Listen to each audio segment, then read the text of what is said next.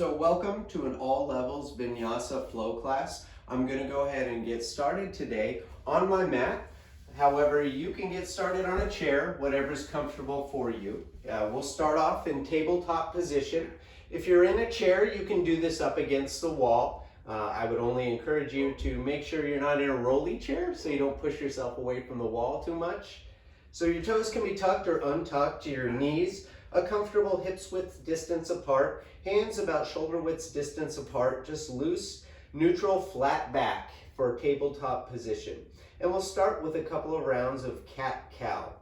On an inhale, the belly drops, the head lifts, the hips just naturally pike up.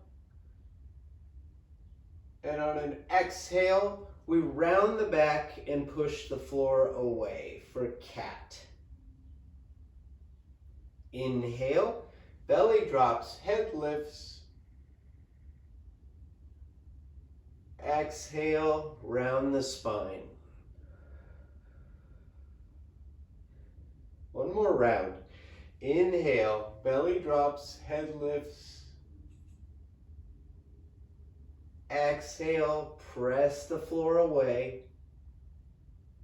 Finish in a neutral tabletop. Untuck your toes if they were tucked, and press back into the meaty parts of your hands for a modified child's pose. Eventually, we'll get all the way down to our forearms and bring our forehead to the mat. You can be seated on your heels or between your legs, whatever makes most sense, with your knees wide. This is your rest position. To take some pressure off your shoulders, you can reach back and hold onto your heels. That's an acceptable variation, whatever suits you. But as we get to child's pose, that's your rest position for the day, and it's also an opportunity to realign the spine. We'll come back up to our tabletop position. Untuck your toes, put them on the ground, and then lift your knees slightly, and then send your hips up for our first downward facing dog of the day. And since this is our first downward facing dog, take this time to pedal out your knees, get a little comfortable. Ensure the eyes of your elbows are shining forward so that you could comfortably fold your arms. And just breathe in this position. Maybe nod your head, bring your chin to chest. At the top of your next breath, I'll ask you to walk, step, or float to your hands, and we start in a forward fold. Bend your knees generously, and if you can't come all the way down to the ground, that's great. You can put your hands on your shins. Really, the emphasis for forward fold is to make sure we're feeling this in our low back. Forward fold is a low back stretch. It's not so much about the legs. On an inhale, bend your knees, come up, bring your hands up together. Exhale, hands through heart center. Shake your knees out, make sure we're not locking those knees. Inhale, reach up. Exhale, hands through heart center. Hold on to your hips, hinge forward to a forward fold. Inhale, halfway lift. Hands on shins. Recall that flat back from tabletop. On an exhale, plant your hands and step back into a plank position. You can be on your knees or you can be in this modified push-up position. And then lower all the way down to the mat, belly to the mat. Untuck your toes. Your hands can be on either side of your rib cage where it's comfortable. We're not going to be using our hands for the next, for Shalabhasana. On an inhale, press into the tops of your feet so much so that your knees lift off the mat, and use your back muscles to lift your head and upper torso. Or cobra. And exhale, let it all go. Put your face to the mat, and we'll take another round. Inhale, press into the tops of your feet, so much so that your knees lift off the mat. Lift your head and upper back. Exhale, maybe put your opposite cheek down on the mat. One more round. Inhale for cobra. Exhale, let it all go. Tuck your toes. Come up to plank or a modified plank and press back to downward facing dog, where we'll be for 3 full breaths.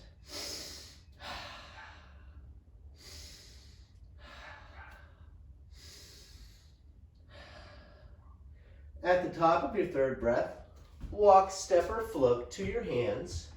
We start in forward fold. Inhale, halfway lift, hands on shins, flat back. Exhale, forward fold. Inhale, reach all the way up, reach up, gaze up. Exhale, hands through heart center. Inhale, reach up. Exhale, hands through heart center. Hinge at the hips. Forward fold. Inhale, halfway lift. Exhale, plant your hands. Come back to high plank or from your knees. Lower all the way or halfway lower. Untuck your toes and press up for upward facing dog or cobra. And on an exhale, press back to downward facing dog, where we'll be for 3 full breaths. This is our version of sun salutation. Whatever version you take, any modifications you make to your sun salutation, this will be your core of your vinyasa flows. So as we go through practice and you hear me say vinyasa, I'm asking you to take your version of a sun salutation. At the top of your 3rd breath, walk, step, or float to your hands. Start in forward fold. Inhale, halfway lift, flat back. Exhale, forward fold. Inhale, reach all the way up. Reach up, gaze up. Exhale, hands through heart center. Inhale, reach up. Exhale, draw hands through heart center to your hips. Hinge forward at the hips for a forward fold. Pike your hips up. Inhale, halfway lift. Exhale, plant your hands and take your version of a vinyasa. So either halfway lower to upward facing dog or lower all the way to cobra, and eventually pressing back to downward dog for 3 full breaths.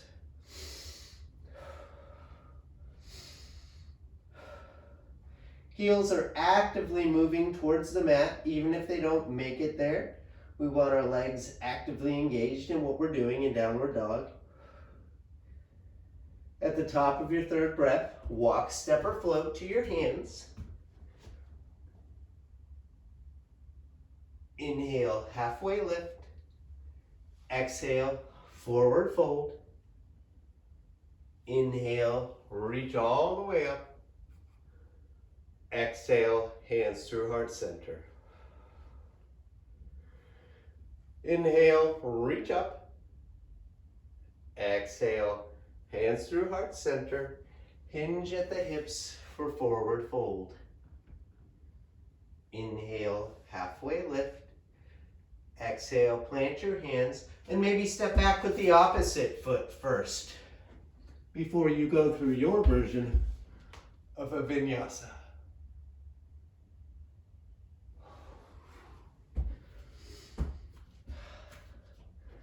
And we'll be in downward dog for 3 full breaths.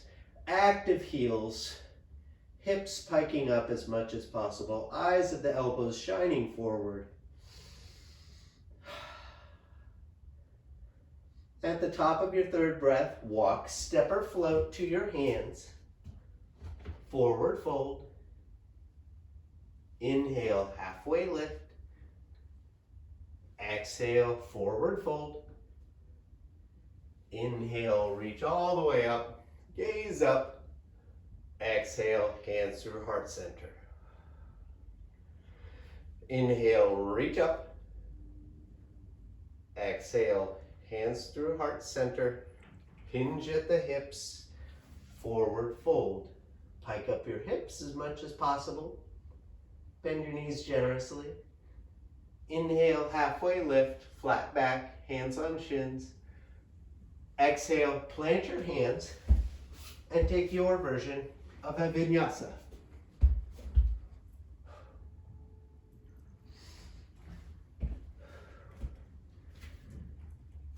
Now that we're warmed up, we'll move on to a couple of new asana. It won't be new for you. We've done these before. At the top of your third breath, on an inhale, the right leg raises, presses back to the back of your mat, almost like you could put your heel against your back wall somewhere over there. On an exhale, bring the right foot forward, and we start in this high runner's lunge. From here, we'll come up to our first warrior one of the day. As you come up, your left heel comes down. And this is a great time to remind ourselves that asana means pose and not calisthenics. So let's take time to get set up. I'm going to shorten my stance so that my right knee tracks over my right ankle. My right toes are pointing to the top of the mat. Look back at your left foot. Your left toes are pointing somewhere in the direction of the upper left-hand corner of the mat. They are not parallel to the back of the mat. That's a different pose. So we do that to make sure that our hips are facing forward. So much so that we can comfortably forward fold with ease. And this is our stable warrior one base. The longest bones in our body are engaged into our hips, and our hip is facing forward. Inhale, reach up. Hands can be apart, shoulder width distance apart, that's fine. On an exhale, cactus your arms, shine your chest upwards, look up. Draw your shoulders away from your neck for a comfortable, stable warrior one. Inhale, reach up. Exhale, let it all go. Interlace your hands behind your back. If your shoulders are giving you trouble, you don't have to do this. You can just stay in warrior one and cactus your arms.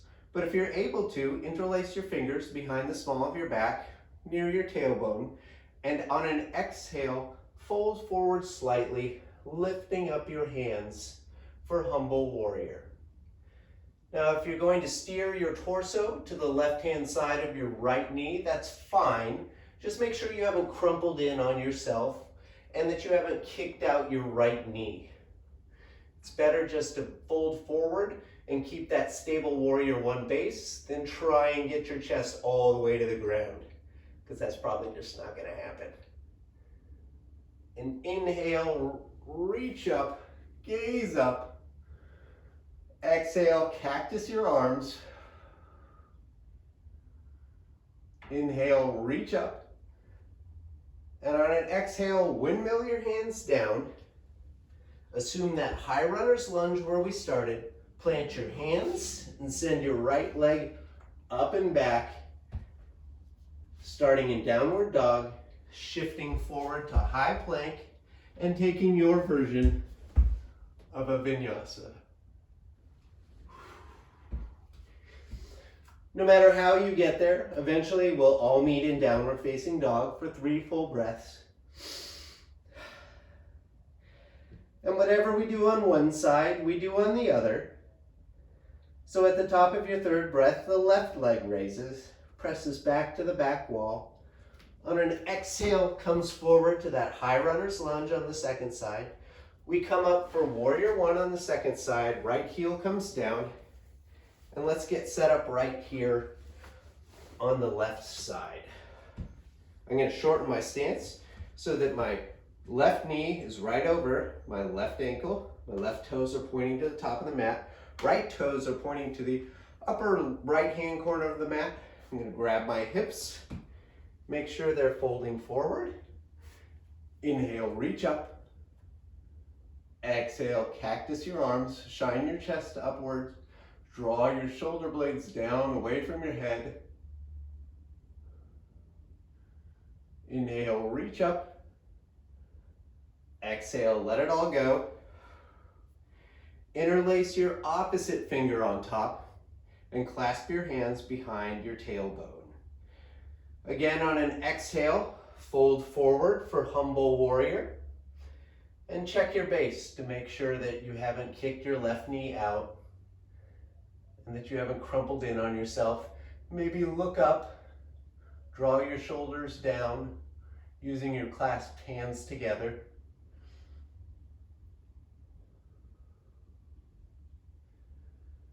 And inhale brings us back up, reach up. Exhale, cactus your arms. Inhale, reach up. Exhale, windmill your hands down, plant your hands, assume that runner's lunge where you started, and send your left leg up and back. Coming to downward dog, shifting forward to a plank, halfway lower or lower all the way for your version of a vinyasa. And we'll be here for 3 breaths.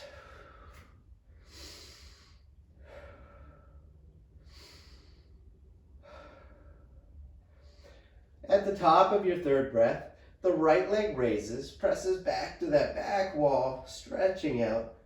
On an exhale, comes forward to that high lunge. And from here, I'll ask you to bring your left knee to the ground, untuck your left toes, and then come up to a low lunge. So this is a stable base where it is right now. You can see that I've got some blocks here. I'm going to use those a little bit later. But for low lunge, as we go from here, this is a great place to be. If this is enough for you, put your hands on your thighs and just lean into the pose a little bit with each exhale. Your knee can hyperextend in front of your foot if that's comfortable for you. If it's not, stay up here, and I encourage you just to press into the tops of your feet and the 4 corners of your front foot to really engage the leg bones here. So if you're not a fan of lunges, this is a way to get the same lunge effect, but with having more points of contact on the ground. As you exhale, if you want to lean forward and open up that pelvic bowl a little more and get more of a hip opener, that's exactly what this is for. Inhale brings us back up to center. Plant your hands, tuck your left toes, lift your left knee, send your right leg up and back, and meet in a downward facing dog, or you can take your version of a vinyasa. So come forward to plank, cobra or upward facing dog, and pressing back to downward facing dog.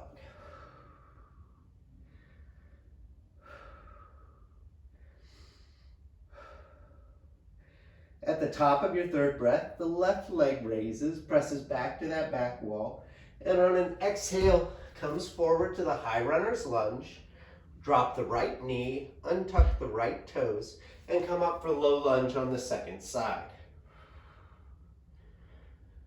On an exhale, maybe you lean forward, maybe even bring the arms up to add more weight to this pose. You can be more than shoulder width distance apart. Looking up, drawing your shoulder blades down away from your neck, and leaning in, pressing into all 4 corners of the left toes, really activating your leg muscles here to get the most out of this pose.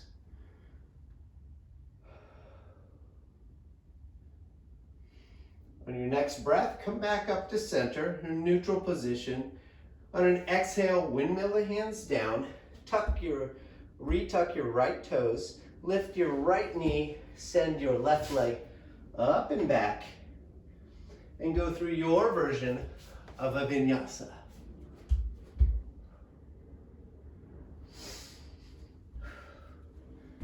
No matter where you are, we'll meet in downward facing dog where we'll be for 3 full breaths.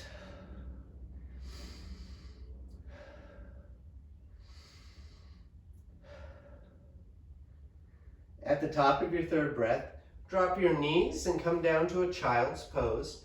Untuck your toes, press back into the meaty parts of your hands, and maybe you can get all the way down, your forehead to the ground, your glutes on your heels or between your legs, your knees a comfortable distance apart, whatever suits your practice.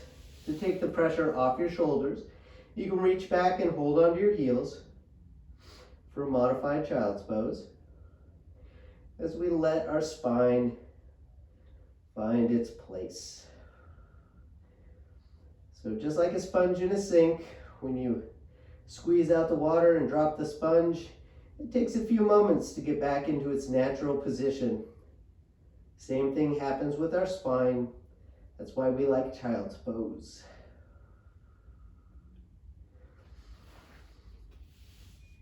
On your next breath, if you had your hands back, bring them forward, and we'll come up to a neutral tabletop position. From here, I'm going to ask you to roll off to the left or right hand side and eventually reach a seated position with your glutes probably about the center of the mat and your feet at the top of the mat. Stretched out in front. We'll inhale, reach up, sit up, and on an exhale, just hinge forward, bend your knees generously. If you cannot reach your toes, that's great. Just reach some part of your legs. We're trying to do forward fold in a seated position. And this is a great reminder that this asana is about the low back and not about the legs. So feel free to kick these knees up as much as you need to really kind of bring your torso closer to your thighs and to your legs, and to sit up a little taller, look up a little higher, and see how this changes your asana in your low back. An inhale brings us back up to center. Exhale, let your hands go. And I'm going to ask you to roll all the way down to your back body. The key is just not to flop yourself on the ground and cause any injury. And we'll take a couple of rounds of back bend here as we round out our practice. Pike up your knees and bring your heels so close to your glutes that you could graze them with your fingertips. We'll put one left hand on the heart, the right hand on the belly for your constructive rest position. And we'll start here with a few gentle rounds of bridge pose.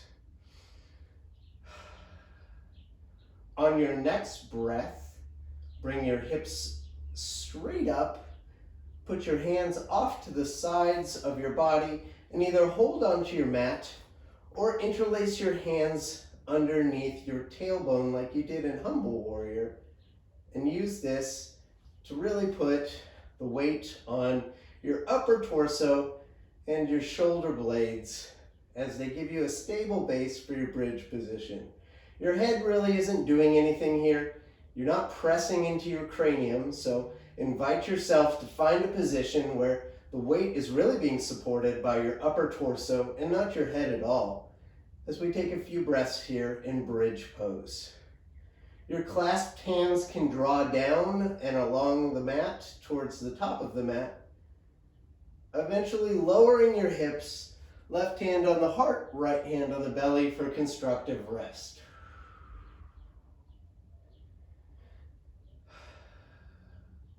And we'll take one more round of back bends, and so we'll take another round of bridge.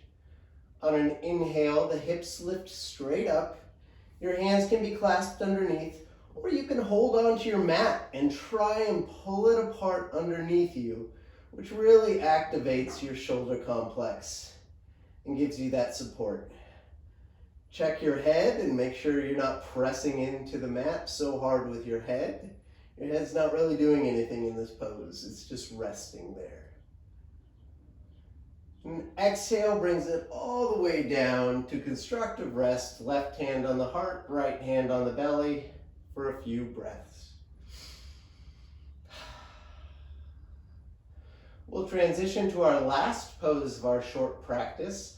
I invite you to extend your legs out to the top of the mat and get comfortable and flat on your mat with your hands off to the side of your body, just in a resting position. Maybe your feet fall open left and right for Shavasana. And invite your shoulders to readjust and get just a little bit more comfortable so that you have a nice, stable connection with the earth as you regain your breath. Use Shavasana as an opportunity to return to the breath, to acknowledge all the sounds, the dogs, the planes, the birds outside, and realize that the only thing that you're really responsible for is your breath. So keep breathing. As you inhale, your belly comes out. As you exhale, the belly comes in, the diaphragm draws up and forces the air out of your lungs as you keep breathing. Inhale, belly goes out. Exhale, belly comes in. Now you can stay in Shavasana as long as you like. For a full yoga practice, Shavasana is about 7 minutes of quiet breathing and connecting with your breath.